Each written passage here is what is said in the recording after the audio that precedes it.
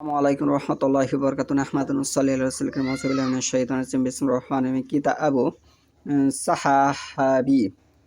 আজকের বক্তব্যের বিষয় হলো সাহু সম্পর্কে। আমি হাদিসটি তারক সহিহ বুখারীর প্রথম খণ্ড পর্ব হচ্ছে 22 অধ্যায় হচ্ছে 1 বাবু মা সাআ ফিস সাহাবি ইসকামা মিন রাকআতা ফারিইসা। সহিহ বুখারী প্রথম খণ্ড পর্ব হচ্ছে 22 অধ্যায় হচ্ছে 1 প্রথম অধ্যায় ফরজ সালাতের 2 রাকাতের পর দাঁড়িয়ে গেলে সেজদায়ে সাহু প্রসঙ্গে। এখানে দুইটি বর্ণের যে বিষয়টা এসেছে, এখানে 1 মিনিট আমি যদি না বলি তাহলে নিজেকে বড় অপরাধী হিসেবে মনে হবে। 1 ওয়াও ওয়াও বর্ণের 3টি উচ্চারণ আছে, তার মধ্যে ওয়ার উপরে বর্ণের উপরে যদি পেশ হয় তাহলে বু হবে, নিচে যদি জের হয় তাহলে বি হবে, এবং ওয়ার উপরে যদি জবর হয় তাহলে ওয়া হবে। এই একটি বর্ণের 3টি রূপ উচ্চারণের 3টি মাধ্যম বা 3টি মাধ্যমে উচ্চারণ করতে হয়। এখানে স্পষ্ট হাদিসে সহিহ বুখারী আসমানের নিচে কোরআনের পরে সর্বশ্রেষ্ঠ হাদিস গ্রন্থ। এটি আমার আর আপনার লেখা নয়, আমার আপনার অনেক ঊর্ধ্বে ব্যক্তি এটি লিখেছে, বা এই হাদিসটি আনা হয়েছে সরাসরি রাসূলুল্লাহ সাল্লাল্লাহু আলাইহি ওয়াসাল্লাম থেকে, সাহাবী থেকে এবং তাবিন থেকে আনা হয়েছে সরাসরি। এখানে তাহলে ওয়ার যে 3টি রূপ এখানে স্পষ্টভাবে পাওয়া যাচ্ছে। সাহাবি ওয়ার প্রথম সিন ব্যবহার হয়েছে, পরে হা ব্যবহার হয়েছে, হায়ে হাওয়াস ব্যবহার হয়েছে, পরের বর্ণটি ব্যবহার হয়েছে ওয়ার নিচে জের দেওয়া সাহাবি। তাহলে এখানে সাহাবি ওয়ার নিচে জের হলে বি হয়, এটি স্পষ্ট এই হাদিস থেকে বোঝা যাচ্ছে। 1 তাহলে তার মানে যদি সারা পৃথিবীর মানুষ ওয়ার নিচে জের দিয়ে উই পড়ে থাকে বা উই পড়তাছে, তারা ভুলে আছে, আপনি এটি বিষয়টা যাচাই করুন। কোরআন হাদিসের ঊর্ধ্বে কোনো ব্যক্তি নয়, সকলে কোরআন হাদিসের নিচে। তার মানে আমি কোরআন হাদিস বুঝিনি, সেটা আমার মানতে হবে। উস্তাদ এক জিনিস, ছাত্র হচ্ছে আরেক জিনিস। যদি আপনি না জানেন তাহলে আপনি ছাত্র, আপনার ডিগ্রির লগে ইসলামের কোনো সম্পর্ক নেই।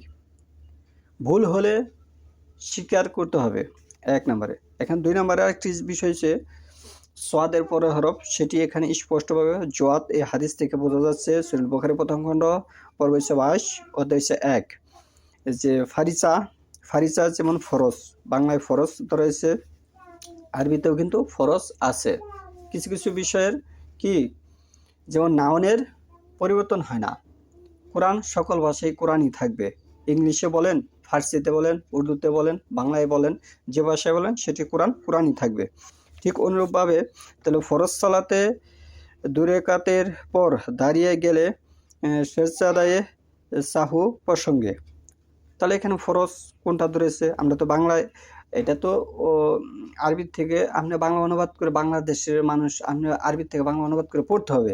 তাহলে সেখানে তো আরবিতে যদি ফরজই না থাকে, তার মানে তাহলে তারা ফরজ সালাত পড়বে কিভাবে? যদি সাদের পর আপনি দোয়া দেন তাহলে সেটা হবে ফরজ। ফরজ শব্দের অর্থ হচ্ছে একাকী, আর ফরজ শব্দের অর্থ হচ্ছে বাধ্যতামূলক বা পালনীয়, পালন করতেই হবে। হাদিসটি হচ্ছে 1224।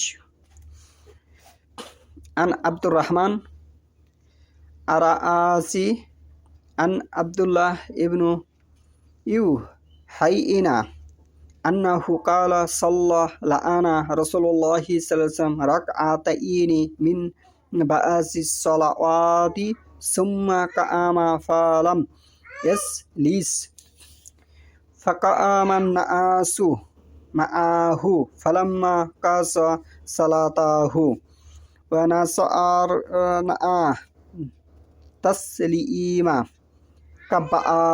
কাব্বালা তাসলিমি ফাসাজাদা সাজদাতাইনি ওয়া হুয়া জালিসুন সুম্মা সাল্লাম। আব্দুল্লাহ ইবনু বুহাইনা রাদিয়াল্লাহু হতে বর্ণিত, তিনি বলেন, কোনো এক সালাতে আল্লাহর রাসূল সাল্লাল্লাহু আলাইহি ওয়াসাল্লাম 2 রাকাত আদায় করে না বসে দাঁড়িয়ে গেলেন। 2 রাকাত সালাত আদায় করে না বসে দাঁড়িয়ে গেলেন, কিন্তু 2 রাকাত সালাত আদায় করে বসতে হয়, না বসে কি করলেন? দাঁড়িয়ে গেলেন। এসলি ইস হচ্ছে বসা। ফাকামা নাসু, ফাকা আমা হচ্ছে দাঁড়ানো, দাঁড়িয়ে গেলেন। মুসলিগণ তার সঙ্গে দাঁড়িয়ে গেলেন। মুসল্লিগণ কি করলেন? তার সঙ্গে দাঁড়িয়ে গেলেন। যখন তার সালাত সমাপ্ত করার সময় হলো এবং আমরা তার সালাম ফিরানোর অপেক্ষা করছিলাম, তখন তিনি সালাম ফিরানোর পূর্বে তাকবীর বলে বসেই 2টি সেজদা করলেন, অতঃপর সালাম ফিরালেন। তাহলে এখান থেকে সালাম ফিরানোর বা সালাতে কোনো সমস্যার সৃষ্টি হলে সে কি সমস্যার সৃষ্টি হলে সেজদা শুরু করতে হয় সেটি কিন্তু এখান থেকে স্পষ্ট বোঝা গেল এই হাদিস থেকে। তাহলে ঠিক আমরা এইভাবেই পালন করব এবং সোয়াদের পরও সেটিকে জোয়ার ধরবো। সারা পৃথিবীর মানুষ যদি সোয়াদের পরও দোয়ার ধরে থাকে, সারা পৃথিবীর মানুষই আমি বলবো হাদিসের ভাষায় তাদের সালাত বা তাদের উচ্চারণ হয়নি। এটি আমার যুক্তি দেওয়া হবে না, এটা হাদিসের যুক্তি দেওয়া হবে। কোরআনের ব্যাখ্যা হচ্ছে হাদিস, হাদিস যেভাবে আছে সেভাবেই পড়তে হবে বা মানতে হবে। এখন সারা পৃথিবীর মানুষ বলে আমি এটি বলবো, এটা আমার কাছে কেমন লাগে, এটি সমাজে বাস্তবে নেই, কেউ বলে না আমি বলবো এটি কেমন লাগে, এটা কোনো বিষয় না। সারা পৃথিবীর মানুষ মনে রাখবেন 995 জনে কোরআন হাদিস মানে না, শুধু মুখে মুখে তারা বলে। ডিগ্রির সাথে ইসলামের কোনো সম্পর্ক নেই, সম্পর্ক হচ্ছে মানার সাথে। যে জানে মানে সেই হচ্ছে আলেম বা সেই হচ্ছে মুসল্লি, সেই হচ্ছে রাসূলুল্লাহ সাল্লাল্লাহু আলাইহি ওয়াসাল্লামের উম্মত। সহিহ বুখারীর প্রথম খণ্ড 1225 নম্বর হাদিসে এভাবে এসেছে, আন আব্দুল্লাহ ইবনু ইউহাইয়িনা আন্নাহু ক্বালা ইন্না রাসূলুল্লাহ সাল্লাল্লাহু আলাইহি ওয়াসাল্লাম কামা মিন ইসনাতাইনি মিন যুহুরি লাম ইয়াসলিস বাইনাহুমা ফালাম্মা কাসা সালাতাহু সাজদাতাইনি সুম্মা সাল্লামা বাদা সালিকা। আব্দুল্লাহ ইবনু বুহাইনা হতে বর্ণিত, তিনি বলেন আল্লাহ রাসূল সাল্লাল্লাহু আলাইহি ওয়াসাল্লাম যোহরের 2 রাকাত আদায় করে দাঁড়িয়ে গেলেন। 2 রাকাতের পর তিনি বসলেন না। সালাত শেষ হয়ে গেলে তিনি 2টি সেজদা করলেন, অতঃপর সালাম ফিরালেন। এই হচ্ছে সেজদার ব্যাখ্যা বিশ্লেষণ।